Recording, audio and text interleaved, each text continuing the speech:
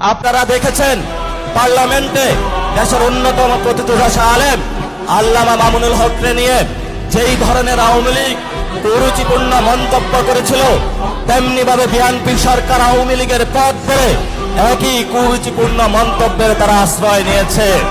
এবং সাথে সাথে তারা যে বিষয়টা জঘন্য কর্মকাণ্ড তারা করলো, তারা দেখলো বাংলাদেশে যতদিন আলেম ওলামা থাকবে, বাংলাদেশে যতদিন ইসলামের পক্ষের লোক থাকবে, বাংলাদেশে যতদিন নীতি নৈতিকতার লোক থাকবে, ততদিন তাদের চাঁদাবাজি সন্ত্রাস দুর্নীতি ভারত নীতির তারা বিরোধিতা করতে যাবে।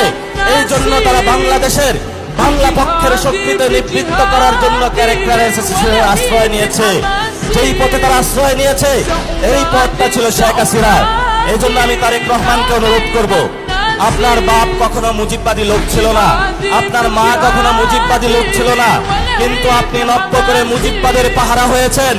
এই মুজিববাদের পাহারাদার হয়ে যদি বাংলাদেশের জনগণের সামনে আপনি দাঁড়ান, আমরা যারা মুজিববাদের দোষর তাদের